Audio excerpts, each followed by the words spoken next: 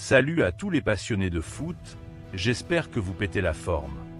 Aujourd'hui, j'ai envie de vous balancer mon ressenti sur deux news qui ont fait vibrer la planète foot la semaine dernière.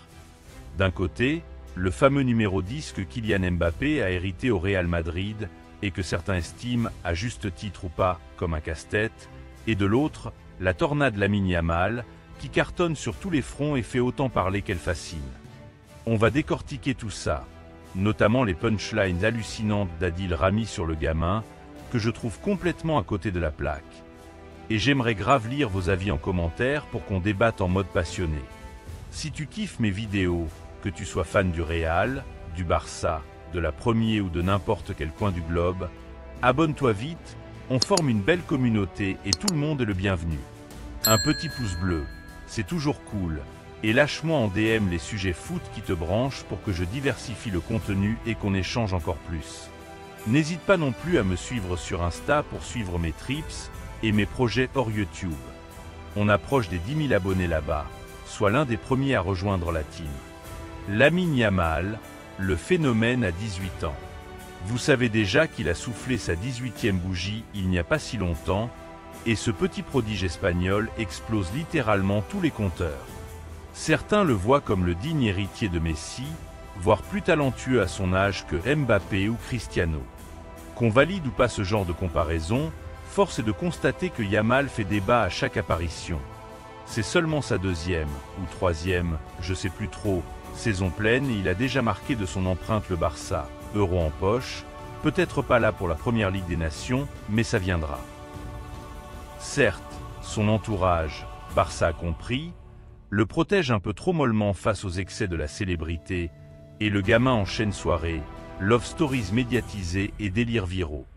Mais c'est un ado, un vrai, qui vit à fond et assume son style je m'en fous des leçons. Et tant qu'il envoie du lourd sur le terrain, qu'il remporte trophée sur trophée et qu'il régale les fans, je dis laissez-le kiffer sa vie. Kylian Mbappé est le numéro 10, drame ou marketing? Pour Mbappé, c'est simple. Son rêve c'était le 10 au Real, il l'a eu. Certains croient qu'il a réclamé, d'autres que c'est pure stratégie du club pour booster le merchandising. Kylian Mbappé 10, ça envoie du lourd en maillot. Quoi qu'il en soit, au final, un numéro, c'est surtout un symbole et un business pour une boîte comme le Real Madrid. J'ai déjà dit que je voyais plus Valverde, fidèle lieutenant de Modric, mériter le 8, et Vinicius mérite ce numéro, mais comme Pérez et sa team estiment que le 10 sur Mbappé vendra plus, on n'y peut rien. En résumé, Yamal, un talent brut, parfois il joue avec les fans hors terrain, mais c'est une pépite qui va bien marquer l'histoire. Mbappé, un choix de numéro avant tout commercial, mais un killer indéniable dès qu'il met le pied sur la pelouse. Alors, vous en pensez quoi? Laissez-moi vos arguments, vos dilemmes, vos théories en commentaire. Abonne-toi, active la cloche et envoie du love avec un gros pouce bleu. Allez, on enchaîne.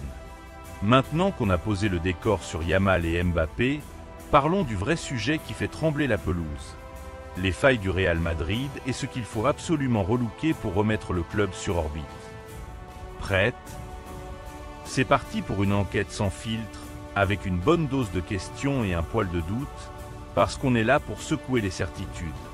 Question numéro 1. Depuis le départ de Modric et Kroos, qui tient vraiment la baraque? Oui, Valverde chamboule encore ses trajets entre la défense et l'attaque, et Camavinga fait des efforts. Mais est-ce suffisant pour dynamiter les pauses dans le jeu? On sent parfois ce trou d'air au cœur du jeu, ces minutes où personne n'ose prendre les rênes. Changement à opérer, injecter du sang neuf venu de la Cantra. Bonjour Andric, bonsoir. Pourquoi pas un profil box-to-box ultra physique en renfort, ou un milieu à caractère vorace pour piquer des ballons, et reposer Valverde pour qu'il garde son level jusqu'en mai. Question numéro 2. Quand la charnière centrale ressemble à un buffet à volonté pour les attaquants adverses, on fait quoi? Oui, Alaba et Militao ne sont pas nuls, mais ils jonglent entre rotation et blessure. Les contres rapides et les centres dangereux exposent trop souvent le bloc. Changement à opérer. Recruter un stopper pur plutôt qu'un défenseur moderne à tout faire, histoire de donner un vrai point d'ancrage. Et remettre en place un latéral droit qui ose monter sans laisser le dos libre. Adieu les centres décevants à chaque action offensive. Question numéro 3. Pourquoi certains matchs traînent-ils en longueur, avec un Real incapable de passer de ronron à explosion? On a trop souvent la même impression. Jeu trop vertical, manque de plan B. Changement à opérer, diversifier les schémas tactiques. Installer un 3-5-2 surprise, un 4-3-3 asymétrique, faire tourner le ballon au sol, ou balancer des appels dans la profondeur. Bref, surprendre l'adversaire au lieu de répéter le même disque rayé. Question numéro 4. Quand la hiérarchie interne pèse plus lourd que la qualité du terrain, qui on sanctionne? On entend trop de rumeurs sur un vestiaire fracturé, certaines stars qui ne tournent pas la langue cette fois avant de parler à la presse. Les changements à opérer, remettre de la discipline. Installer un staff réduit, mais un vrai capitaine de cohésion, oui, un renfort psychologique et leadership, pas juste un commentateur TV. Casser la routine, tout est permis tant que tu marques. Mettre en place un encadrement mental, coach sportif et coach de vie, histoire que chacun sache pourquoi il se lève le matin. Le projet sportif flou face à la logique business. Question numéro 5. Comment concilier la soif de trophée avec la pression commerciale et médiatique? Entre sponsoring à gogo, extension de stade et merchandising, on sent parfois que la victoire sportive passe après la rentabilité.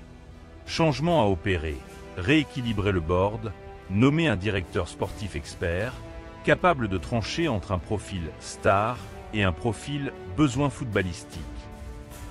Fixer des objectifs clairs. Renforcer le centre de formation, privilégier un certain type de recrue, jeune, costaud, polyvalent, plutôt qu'une vedette pour les chiffres de vente. Question numéro 6. Pourquoi le Real, qui a la meilleure académia du monde, galère à donner du temps de jeu aux promesses? Le problème est que la barrière vieux plus cher vs jeune plus pas cher bloque trop souvent l'ascenseur social méringué. Changement à opérer. Créer un pont entre Castilla et la maison mère, tour de rotation programmé, mentorat par un crack, imagine un Bellingham coach personnel de Yamal ou d'Endrick. Et donner 20-30 minutes garantie à chaque pépite sélectionnée, quitte à perdre un match de temps en temps, c'est l'avenir du club qui est en jeu. En bref, le Real, c'est une machine de guerre, mais même les tanks ont besoin d'un bon entretien. Pour redresser la barre, il faut un milieu plus agressif, une défense plus compacte, plus d'options tactiques, une discipline de vestiaire, un équilibre sport-business et une vraie passerelle pour la relève. Alors, vous êtes toujours convaincu que tout roule? Ou est-ce que vous diriez « stop » et que vous imposeriez ces changements? Droppez vos idées, je suis curieux de savoir comment vous sauveriez le Real Madrid. On se retrouve très vite pour d'autres débats 100% foot.